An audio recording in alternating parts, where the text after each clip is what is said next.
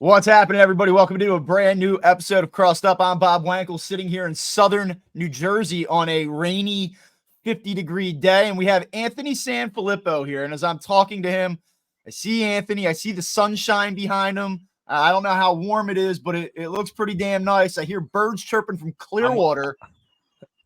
I'm wearing a t-shirt, Bob. That's all you need to know. I'm sitting in an enclosed porch, or it is enclosed, but it's screens behind me. Wearing a t-shirt, drinking my OJ. Like, it's a beautiful, beautiful morning here in southwestern Florida. I love that for you. I don't love it for me, but we do have a lot to talk about here. We did not record last week. Schedules didn't quite sync up, but we're back here, and I blame North Carolina, the state of North and Carolina, our friend Russ Joy. Yes, that's fair. Always blame Russ. Those are the two reasons. Always find a reason to blame Russ. Yeah, and there's those are the two reasons we didn't record last week. Yeah, absolutely. So we do have a lot to talk about here. We have the Zack Wheeler extension, biggest extension for a player that's already got a year left or more on a contract in the history of baseball, or at least I guess for pitchers. This team, we're looking at these games, and I think you've probably got a little bit more of a sense of who's performing and what is happening on the field. I told you a week and a half ago that I didn't care what happened on the field as long as everybody stayed healthy. I still don't care. So I think we have to talk about a lot of off the field things and roster construction things and really look at how this team sets up with the opening day about 3 weeks away at this point.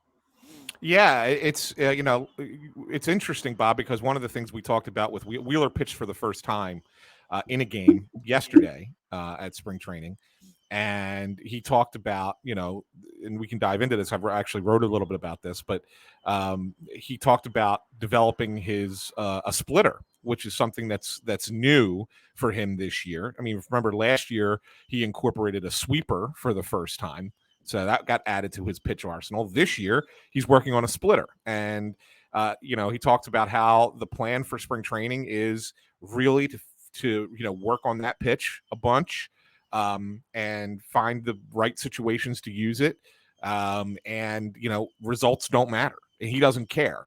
And his point was, look, I know I have a spot on this team, right? I'm not competing for a job. So the results don't make a difference. Like, I might throw pitches in spots that I won't throw them in the regular season, but I just want to see how this pitch plays in certain spots. And the goal for it is to really throw it against left-handers, because lefties actually hit him a little bit last year.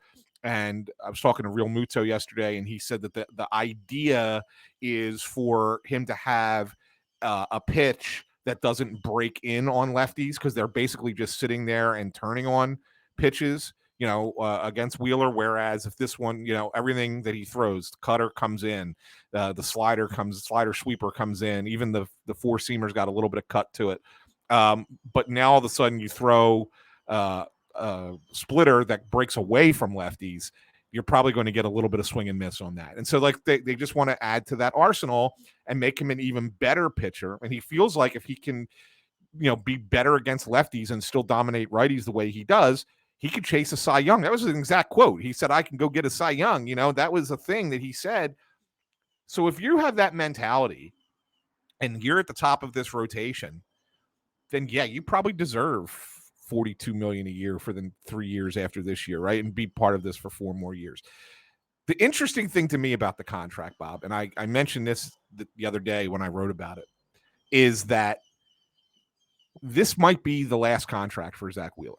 And this is the first sign to this core group of Phillies of an end game, of a date when it starts to break up the core, right?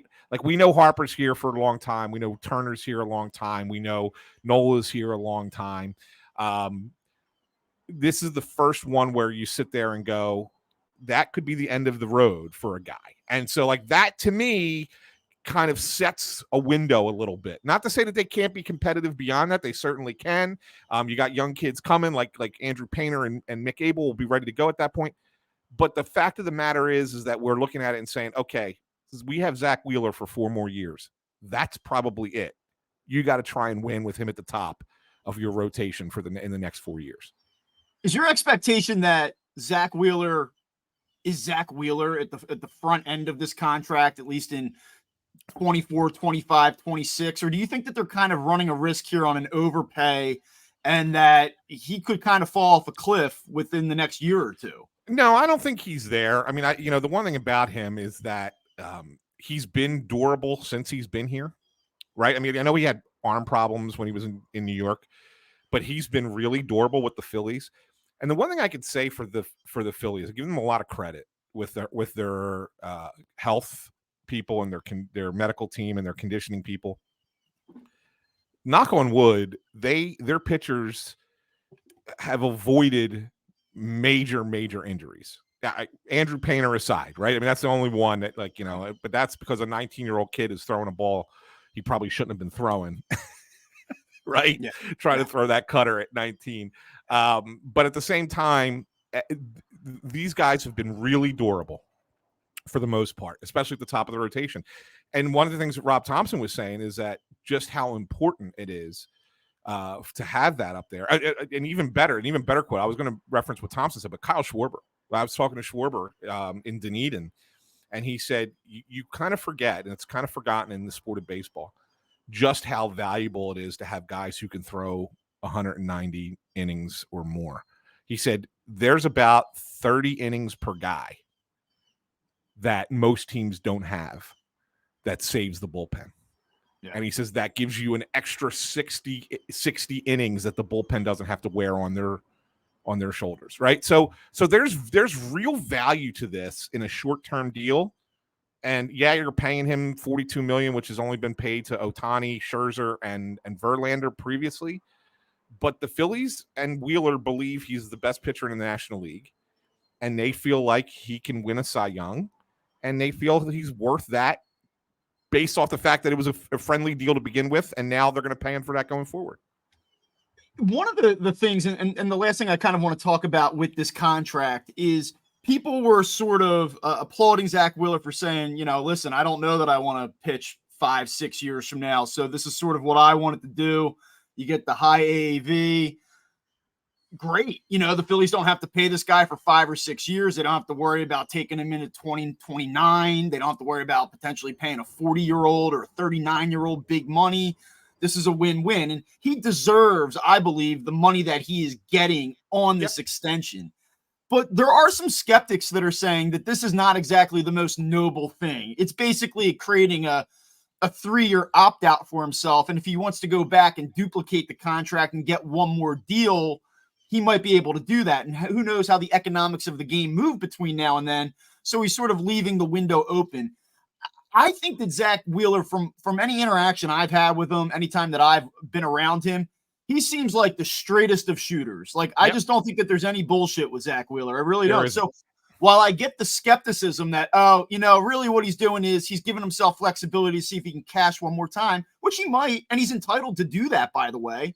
But I still think it's a positive for the Phillies. Even the most cynical person, I still say it's a win for the Phillies because they're not tied down to it beyond 4 years from now. But I really do think that he meant what he said. In my mind, he's like, this is probably it. Yeah, I think so too. He's that type of guy, right? And he said it in the press conference. He said, I don't want to pitch when I'm old. Well, we don't know what old really is. I mean, what's his definition of that? Right. But he talked about, he just had his third kid, right? He wants to be somebody who's present as a father for when they're, at certain ages. And I feel like that's a thing for him. Maybe if you haven't won a World Series in the next 4 years, maybe Zack Wheeler goes, I'll sign a 1-year deal and play it by ear from there. Maybe that, but I think that's you're not going much longer than this contract. I believe him when he says that, he wants to be done sooner rather than later. It's really interesting. One other thing and one other thought I had when I heard him say that, I have 2 kids. They're both under 3. One's a year old. The other one's 2.5. And if you would have said to me 4 years ago, would an athlete think about leaving the game in order to be with his family? I'd say it doesn't even make sense. I don't get it. When athletes say I have young kids at home, I want to spend more time with my family. When you don't have children, You don't understand that. You're like, come on, you're playing a game. Ride that thing until the very end. You could be out there 42 years old. As long as somebody's paying you to do it, keep doing it. But it's like funny, you have kids all of a sudden, you get a little older. I'm 38 now. I'm not running around being an idiot. And you go away for business. And sometimes, don't get me wrong, it's nice to get away from the family a little bit, just to kind of reset yourself and be a person, be a human being. But for me, I instantly miss them and I just want to get back to them. Right. Yeah. And so I could see that. I could see the toll that it takes from being a father, from being a husband, by not really being around that much. That has to be tough. Like he was joking about it a little bit yesterday, but he was serious at the same time. Like the day his wife Dominique went into labor, he had to throw a bullpen. So he runs her to the hospital, drops her off, says, "Babe, I'll be right back." Runs over to Baycare, throws a 40-pitch bullpen, and then runs right back to the hospital. They couldn't have done they couldn't have brought a bullpen catcher out to the hospital with them. Maybe just did some flat ground stuff, maybe, Yeah. So I mean, that's the kind of thing. It's like he's like he knew he had some experience as being a father previously, that he knew that there was a little bit of time between the time you get into the hospital and the time the baby's delivered, right? So he's like, I can run over real quick and then run back. And so that's what he did. And he thanks his wife a lot because of that, because it's not easy. Obviously, imagine your wife being home by herself with two little ones all the time with not a lot of help, right? I mean, so he's appreciative of her for all that she's doing. But at the same time, when your husband's making $42 million a year, I think you can suck it up for a little bit, right? Figure that out, yeah. Right. Yeah. You call the nanny and you make it work, I guess. All right, well, what else he did yesterday? Well, one more little tip. I know fans love this nonsense, but he the day after the contract, yesterday he buys pregame. This is before the game even starts. He buys the entire team Raising Cane's fried chicken, which I think has now come up to the Philly area. I think that they have one up there now, right? So so they had this spread in the clubhouse. It just fried chicken. There were some Texas toast or something like that, and some French fries. And the boys were just going at it, right? And Wheeler, he's from Georgia, so he loves all that comfort food. He said he wanted to grease them up before the game. So we asked Real Muto after the game if he had any of the chicken, and he said, "Yeah, it was good." And they said, "So how much did you enjoy it?" He goes, "I really felt it running from second to home." No wonder they didn't hit all that well yesterday against the Orioles. A little sluggish, yeah. I could see that. Little sluggish, thanks to Wheels. Yeah, well, I mean, look, we feel great about Zack Wheeler. It's great that they're not taking this into the season. There's a resolution here. You feel really good, I think, about the Phillies 1-2. As critical as I've been, and I think fairly so to Aaron Nola, I think that I've always been fair. I acknowledge what he is. I get frustrated when he kind of falls short of what I think he can be, lack of consistency, those things. I don't know why, because I think that this team has some issues. I think that this team is going to have a number of challenges. I like it. I think it'll win. I would put the win total somewhere between 90 and 93 is where I'm kind of trending right now, which I know isn't going out on a limb. But I feel great about Aaron Nola for some reason this year. And maybe it's because the contract nonsense is in the past. And I know that we always say he's like a pretty unflappable guy. He's even keel. But I do think, and just kind of talking to him and some of the things that he has said, and as honest as he was after Game 7 of the NLCS last year about his future, there's no doubt in my mind that took a toll on him. And that when he was maybe not on the mound during his starts, but at different points throughout the season, I think the uncertainty of his future probably did have an impact on him. And you saw the way that he finished the year when he was really able to bear down and dial in. And I just expect that to carry over. Like, I feel like that he's able to sort of close the door on the uncertainty and now look forward and say, this is where I'm going to be. I'm the guy here. Zach and I are the guys. And I just expect him to have that year. I'm not saying he's going to go win Cy Young. I'm not saying his numbers are going to be better than Zack Wheeler's, but I really think that he's going to be the pitcher that the Phillies are paying him to be, and that we're not going to spend the entire season start by start saying, what's wrong with Aaron Nola? Should they have done this deal? Was it a mistake? I just expect the guy to throw the ball really well this year. Yeah, I do too. I think that figuring out with runners on base, that little mechanical change that they had worked on in August, and it really started to show the fruits of it in September and then into October. I think that is going to make a big difference for Nola this year. I think that's really, he's going to cut down on a lot of the mistakes that happened when he had guys, he couldn't hold a runner, they get into scoring position, then he gives up a cheap hit and a run scores, or then he gives up the home run, right? Whatever the case might be.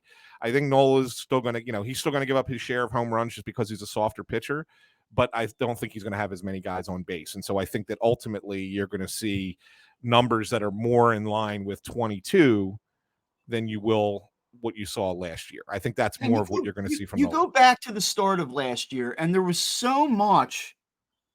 There was the blatant admission early, like, hey, I don't like the pitch clock. This is tougher for me. And everyone talked about it. It's harder on him than it is on some other guys.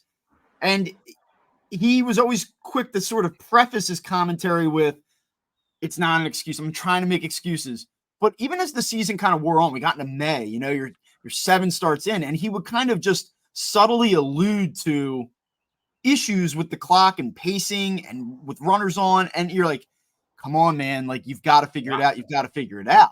It wasn't just May, Bob. If you remember the game in June when that got canceled because of the smoke, that was the day. That was the day I ended up talking to Nola, just me and him on the field and we've talked about this on the show. This isn't anything new, but I ended up talking to him on the field for 45 minutes. It was just me and him, just BSing about everything. And even then, in June, he was complaining about the pitch clock and everything. So, I mean, you were what, like 11, 12 starts into the season at that point, know, and he was still complaining about it. So, it took a toll on him last year, but I think he finally figured it out. So, me, there's always like the dark cloud off in the distance, right? And so we feel great about Zack Wheeler. We feel great about Aaron Nola. But off in the distance, I see some clouds and I see some uncertainty, and it's kind of headed this way right on this show right now. Yeah.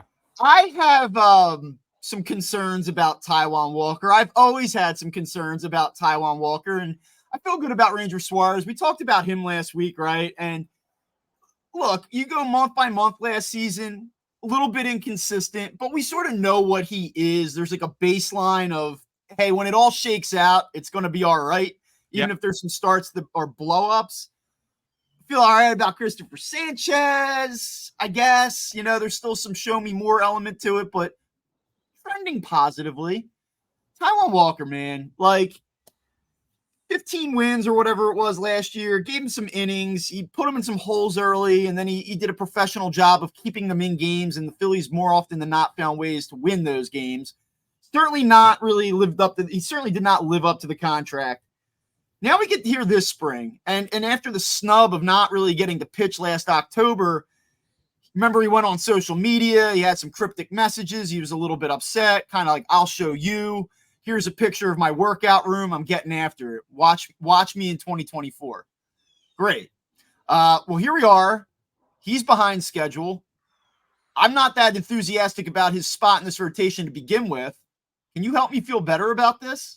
No, because he still hasn't pitched since the end of the regular season last year in a game. Still hasn't thrown. He hasn't thrown this spring. And we don't know when he's going to. Thompson tried to give us a map out of a schedule yesterday, saying that Sunday or Monday he could potentially pitch. But the reality of it is, here's what happens. He comes into camp, right? And then he had to leave right away. I was just say right away. I mean, he started with pitchers and catchers, but then at the end of February, he had to leave for a few days to go handle a personal matter back home. Fine. Guys do that. That happens, whatever. Then he comes back and he threw a live BP. And in the live BP, he felt soreness in his knee. Okay. So they shut him down for a few days. He has since thrown a bullpen. And Thompson said the bullpen was a good bullpen. Okay, fine. But they want him to throw another live BP before they put him in a game. So the hope is that he throws a live BP tomorrow, The team's going to be in Port Charlotte, which is almost 2 hours away from Clearwater. So I can't imagine they're going to send many of the starters down there. But I think most of the starters are going to stay back, and he'll probably throw a live BP here in Clearwater to most of the regulars. If that goes well, then they think Sunday or Monday he could get into a game. If he stays on this schedule, he can probably be back in time, make 3 starts here in the spring, 3 to 4 starts, and get back to be maybe that number 5 slot in the regular season, with the off days when they need the number 5 starter. Okay. And then maybe kind of get himself rolling at that point. But he's got to ramp it up now. Like, this is it. If he's still after Thursday, might need another bullpen, might need another whatever, he's not going to be ready to start the season. And then you got an issue, because then who's your 5th starter in the rotation? So that's the question. Taijuan Walker's 31 years old. He's been around for a while, veteran guy. How important is his performance this spring? Like, he is behind schedule, so I'm not saying that he has to go out first start of the spring, show it all, look super sharp. But, like, given the uncertainty about where he's at physically, given his mediocre performance a year ago, I know we're not talking about him being a number 1, number 2 guy here. He just has to go out there and give him, like, competitive starts and sort of piece it together, even if you're paying him to be more than that. But, like, is there a situation where he gets out there and he just looks totally baked and they just say, oh my God, like, we've got to do something about this? Because that really leads into the larger question, which is the one that I think is a lot of people are still asking themselves as every day passes and you have Jordan Montgomery out there and you have Blake Snell out there. Is there a world where this team could just say, we're pretty damn good. We don't have a lot of depth. Like, we can sit here and talk about Spencer Turnbull and how he, opened some eyes the other day, and that's great. But, like, is that really the insurance policy that you want to have in place for a team that's trying to win the World Series? So how do you kind of see this thing playing out? I know I'm asking you a lot of things at once, but what do you need to see from Taijuan Walker to feel better about it? Is there anything he can or like can't show you that would really alter your opinion of him? And then do you think, as this delayed free agency process for these 2 stud arms plays on, like, can the Phillies get involved in this? So what do I need to see from Walker? You just don't want you don't want to see the first inning blow-ups, even in the spring, right? I mean, so just to kind of give everybody a template, what they like to do with their starters is first time out in the spring, 2 innings. Then second time out, it's like 3 innings, 50 pitches. Third time out, 4 innings, 60 pitches. And then if you get a 5th time, the next one after that, try and go 5 innings, 5 or 6 innings, probably cap you at 75. That gets you kind of ready for the first start of the season. So whenever his first start is, whether it's Sunday or Monday, it's going to be 2 innings. If he goes out there in that first inning, he's throwing 91, 92 and, getting smacked around, and it's the same thing that you saw a lot of last year in the regular season, it's certainly a red flag. I know it's spring training and you can hide behind, just working on things, whatever, blah, blah, blah. But if that velo is low and you're just you're not there, and guys, minor leaguers are smacking you around the yard, like, that's a concern. To me, that's a concern. That's a red flag. So I do need to see it. He doesn't need to be perfect by any stretch of the imagination, but I do need to see something that's a little bit different than what we saw before. And that's really what I need to see from him. As for the Snell Montgomery thing, I don't think there's any way on God's green earth that they're in on Blake Snell. I agree with you, by the way. I'm asking you as the man on location here, talking to people, and I'll let you have that moment to give your intel here, but it makes no sense. I don't think that they're going to forfeit the compensation in terms of the pick. I don't think that they want to get involved with the international pool money being subtracted. It just does not, to me, fit their overall strategic path forward. Right. And not only that, Snell's salary probably puts you over that third tier of the luxury tax, which drops you 10 picks in the draft next year, get a higher tax penalty as well. And, they avoided that with Wheeler by making it an extension and not erasing this year on the contract. And you know what I'm saying? So that was a concession, I think, that Zack Wheeler and his agent made to help the Phillies for this season, is to not let the $42 million have to kick in until next year. So I don't think that the Phillies are keen to do that. And I think Blake Snell's contract, even if it's going to be shorter and lesser than maybe a lot of people thought it was going to be going into the offseason, will still put you above that number. And all those negatives aside, not to mention, look, Blake Snell won Cy Young last year. He had a decent season, but he does not throw a lot of innings. And the Phillies value guys who throw innings, right? And he does walk a lot of guys, and that's another issue that I don't think the Phillies want to have to deal with. Whereas Montgomery does not come with as much risk as far as all those things that you just talked about. And I think that the longer Montgomery goes, the more I think the Phillies can kind of hang in the conversation.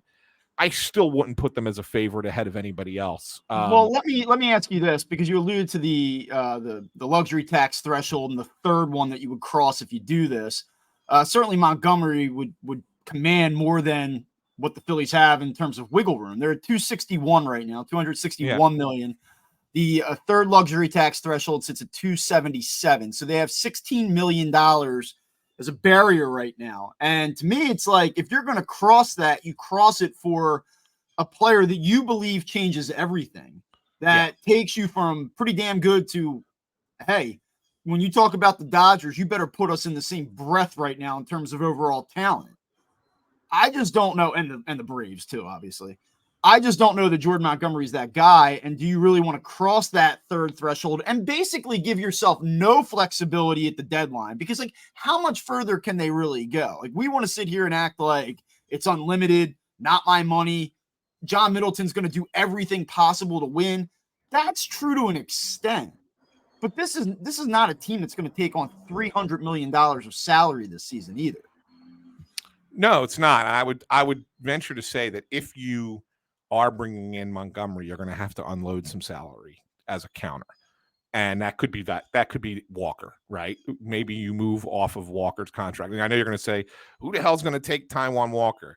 There are teams that would take a Taijuan Walker. And you know, at that, even at that salary, I'm seriously, there are, because there are some smaller money teams, right? In the sport, there's a lot of them. And if you're looking at a guy who's, you know, can get you 150 innings and just get you through the season and kind of be a middle of the rotation guy, he's going to, you know, just come in and do that.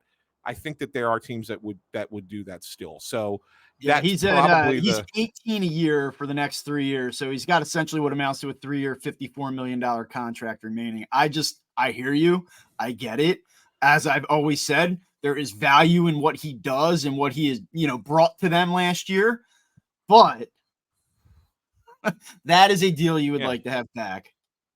Yeah, of course. But I think that that's the answer. Like, if the Phillies were to get involved with a Montgomery, that would have to be part two of the conversation. Like, you can't do one without doing the other. I think. Right. I would think you have to move on from. And if it's not his salary, it's got to be somebody else's. I don't know who else you can move off of that you would want to move off of to make it work. I don't know if that's a possibility.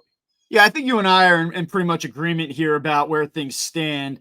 So let's kind of move to what is happening on the field. And, you know, you're down there, obviously, you're talking to some people, you're seeing some things with your own eyes. You know, we can sit up here and watch the games on TV and look at box scores and say, oh, this guy's having a nice little spring. This guy seems to be struggling a little bit. Any like big picture takeaways based on what you've seen to this point that, you know, you can and kind of lean into it and say, like, this might impact the season? Or right now, is it just guys getting some work? Yeah, I think the thing that really stood out to me is how much they're really forcing Johan Rojas to bunt. And I know that seems like something super specific and something really like, really? That's what you're going to bring up as the first thing?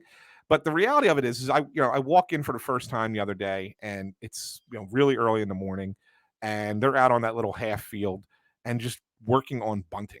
And it's Rojas bunt, Rojas bunt, Rojas bunt. And it's every day it's the same thing. And then he ended one. I think he's bunted in every game so far that he's played. He finally got a beauty down Monday in Dunedin that he bunted for a hit. And if he could do that, Bob, once a week, in the regular season, you're talking getting 25 more hits, right? Or 25 hits over the course of a season. If he could do that, he could be a 240 hitter and be an everyday center fielder, and you have no worries whatsoever. And it's funny to say that one little thing can make that big of a difference for a player, but it really can with his speed, because all of a sudden he bunts for a hit, he steals second base, now all of a sudden he's in scoring position. You got Schwarber leading off behind him, and all of a sudden you can drive him in. So there's a lot to glean from just that one thing, because he's not swinging the bat well. And that's the thing that I think everybody wanted to watch, everybody wanted to see. So if you're not swinging it well, you got to find other ways to get on base. If he can find a way to do that, I think he's okay. If he doesn't and can't do it with consistency, I'm still not convinced that he's 100% on the roster opening day. I'm like 85% there that he is, but there is an element to the way things have gone so far to make me go, I don't know. Playing a lot of Christian Pache out there too. Yeah, they sure are. They sure are. And he's 4 for 15 this spring, 2 homers. I like Christian Pache. I don't know. People are probably listening to this and they're saying, okay, man, Christian Pache, sure. Like if he's on the roster, fine. If he's not, no big deal. I just look at him and go, I know what level of prospect he was, 5 years ago. He's 25 years old. He is good defensively. Maybe Rojas is a step better. But for as much as we talk about Johan Rojas being this plus defender and he only needs to hit 230 and it works for you, Christian Pache is pretty damn good too. I just wonder about overall upside, and kind of parting ways with that guy right now. I wouldn't be thrilled about that. No, I don't, and I'm not convinced that they do, because here's a conversation I was having yesterday. If you're the Phillies and you're trying to figure out that final bench spot, right, and you're saying, well, you got to assume it's going to be a left-handed bat, right? Because they have, Stubbs is your backup catcher, but your other 2 guys are going to be Sosa and Merrifield, and they're both right-handed. So you got to have a left-handed bat off the bench. And my response is this: other than Rojas, assuming he makes the team, let's say, okay, he figures it out, he's going to be your starting center fielder. Other than Rojas, are you pinch hitting for any right-hander in the lineup? Yeah, I don't see it. Like you're not pinch hitting for any other right-hander. So what difference does it make if you have another lefty off the bench? So to me, and if it's a great point. And if it comes down to where you need to bat for Johan Rojas, are you upset if Whit Merrifield's the guy that's pinch hitting for him? You know what I'm saying? Like I'm cool with it. So to me, the value in Pache as a defensive replacement, as a starter against lefties, as a pinch runner, because he can run the bases well too, is far more valuable than what a middling left-handed bat brings to you. So that's why I think Pache actually is the last guy who makes this team. What else are you seeing? To be honest with you, I always want to get you here this month. I always want to talk about one thing about the regular season, because for me, honestly, like if I'm listening to this show, I'm listening to a Phillies podcast. Yeah, like tell me what's going on. How should I feel about the Zack Wheeler thing? What are we concerned about? What are we liking? Great, cool. Keep me up to date in the real-time events. But I want to start talking about the regular season. You're in Florida. I'm 3 weeks ahead. I'm March 28th right now. I hear you. I'm 3 weeks from tomorrow. That's where I'm at mentally. So, is there anything else that you want to kind of hit on about what you've been, told, what you're seeing, anything like that before I sort of turn the page forward? No, really. The guys are just getting work. There's been a bad stomach bug that's gone through the clubhouse pretty much. Yesterday, Cody Clemens and Nick Castellanos were both scheduled to be in the lineup, and both had to be pulled out because they had a stomach issue. Nothing to do with the Raising Cane's, just to be clear here. They were not even in the building yesterday, so they didn't get the Raising Cane's. Although we did see, I don't know if you saw that video on Crossing Broad that they put up with the least favorite foods, and Schwarber and Castellanos both said sea urchin. So maybe they ate some sea urchin that went bad, and that's been going through the locker room. But it's been, a lot of guys have been getting sick. So I think that there's been that, and it's a real medical ward in there right now.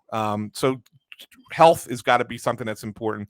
One thing I will say is you got a couple guys who pitched yesterday who the Phillies have, we're happy with. And these are recent additions, and that was Max Castillo came in and pitched 3 strong innings yesterday. Michael Mercado came in and pitched, and boy, did he throw hard, man. He throws 98, 99, just nastiness. And if he's got control, which has been his issue in the past, he's tough. I mean, he's a tough guy to get. So you look at those 2 guys, and I sit there and say, keep an eye on those names. They may not break camp with the Phillies, but I have a feeling those 2 guys are going to be called upon at some point to be part of the Phillies in 2024 and pitch some important innings for them.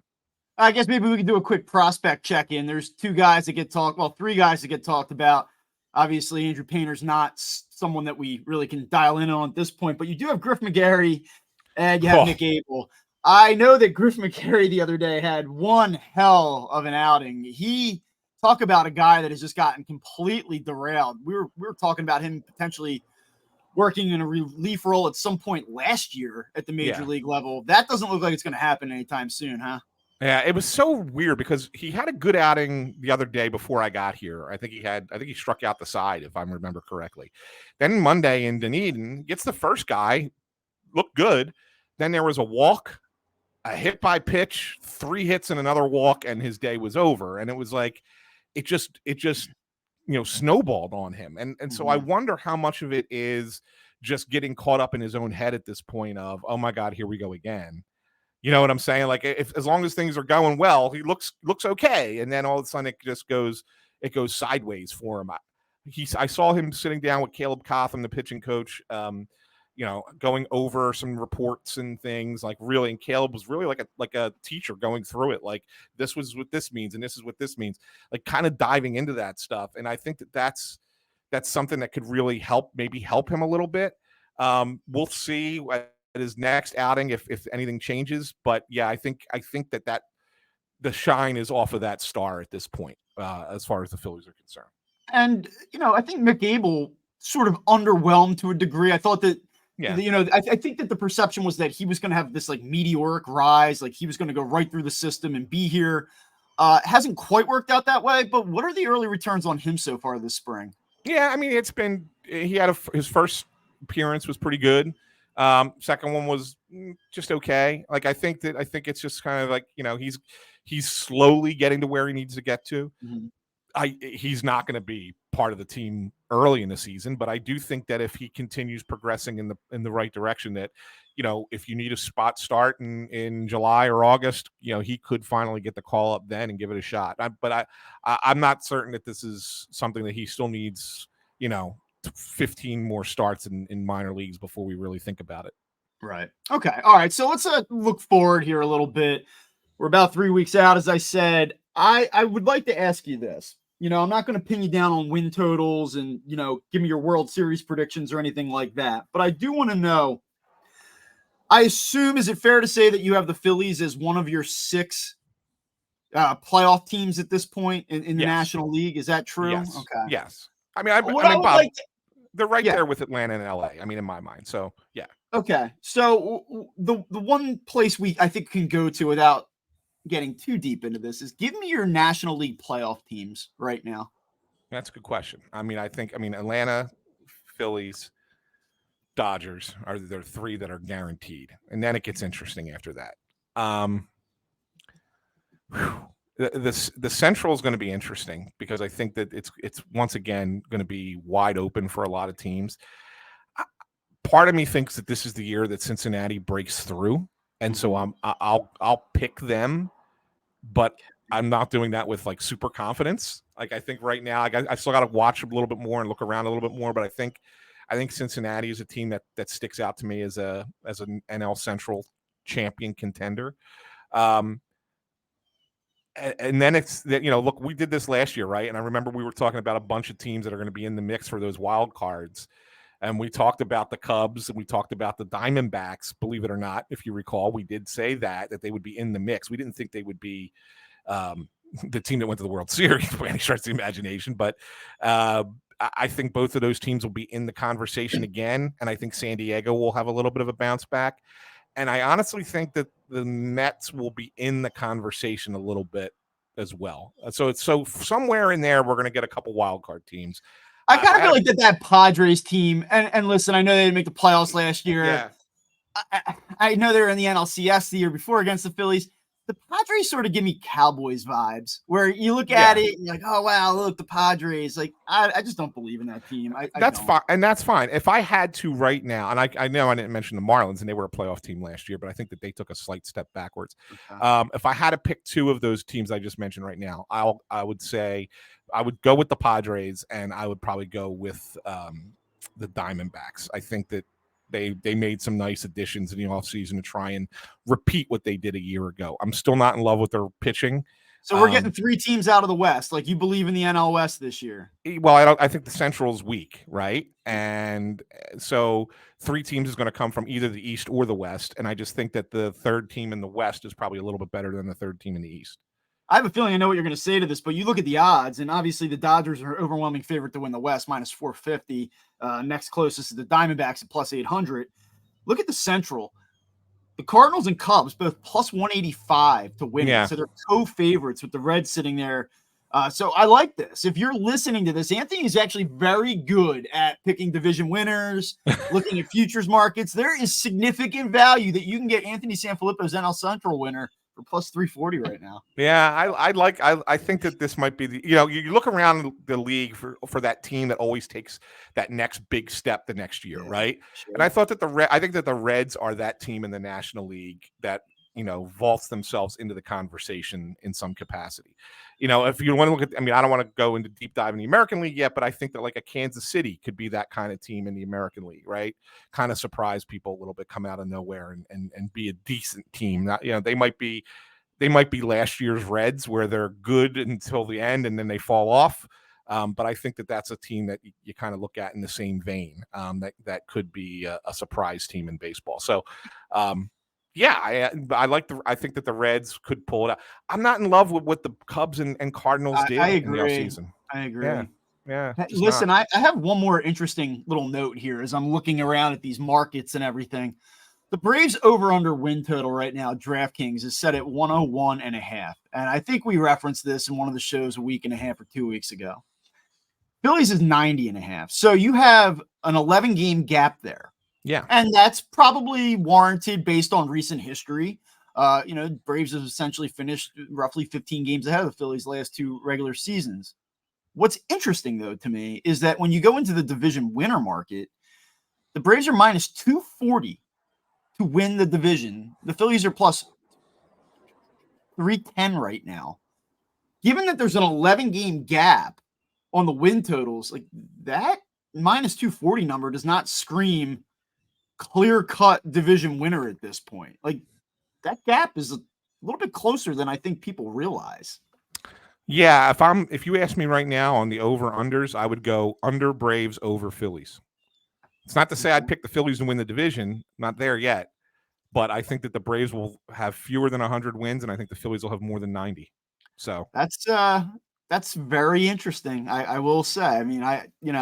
I think I'm with you on that. I think I agree with that. Just so we can put that into perspective, minus 240 is, and I wonder if you would agree with this. If you look at like implied probability, those odds suggest roughly a 70% chance. So the odds makers right now are saying we got the Braves with roughly a 70% chance to win this division. Do you go for that? Does that feel about right to you? Yeah, I think that's fair.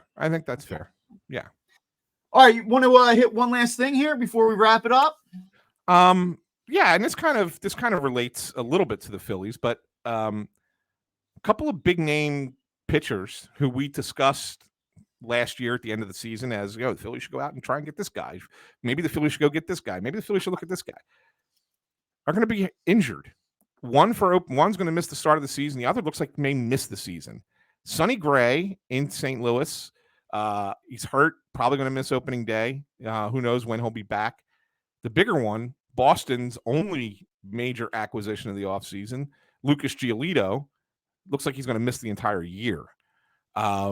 So maybe the Phillies dodged a little bit of a bullet there. But more interestingly, and there was a story on ESPN that they put out.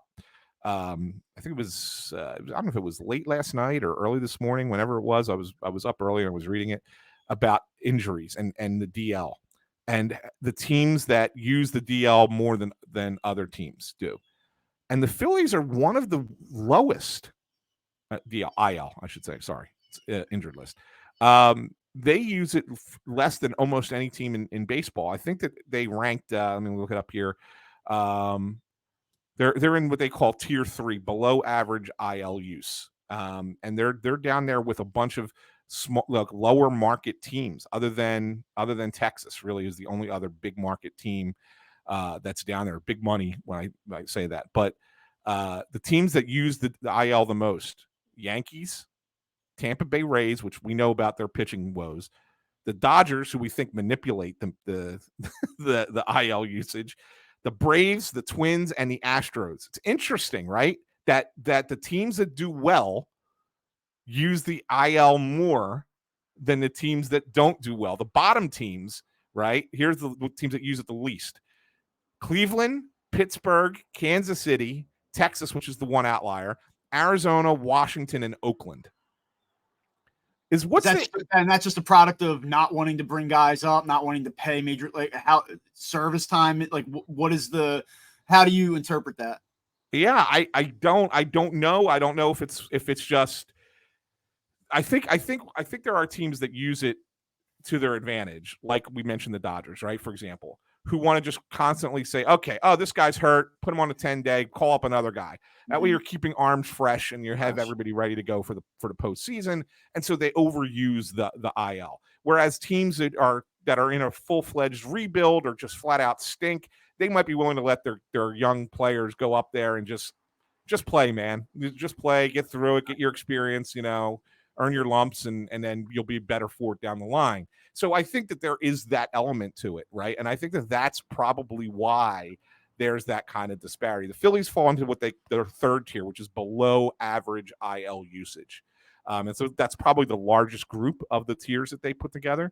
But I just find it interesting that it's the teams, the big money teams and the teams that are competitive have used the IL more than anybody else. And I other than Tampa, who we know that their pitchers get arm injuries out the wazoo, I wonder just how much of it is actual injury and how much of it is manipulation. And it sounds like you have a story to chase down while you're down there. I think you need to dig into this. I think you need to talk to Phillies people. I think you need to talk to some Phillies people and see what the deal is here. Yeah, it's a good one, right? Yeah, I like that. It's an interesting little topic. I don't know. I saw it and I was like, that's something. Hey, and then how long are you down there for? So we have boots on the ground here. Another week. I'll be here another week. Yeah. Very good. Yeah. All right. I don't know if we're going to talk again this week. It might be early next week. I'm not sure. We'll figure it out. We'll keep the listeners guessing. But thanks for tuning in to Crossed Up. Follow Anthony on X. I'm just calling it X now. I cringe every time I do it, but I've transitioned over to calling it X. Yeah. So you can follow Anthony there at AntSamPhilly. You can follow me at Bob_Wankel on X as well. Make sure that you're checking us out on YouTube, Spotify, Apple Podcasts, anywhere that you get your shows, and we will talk to you soon.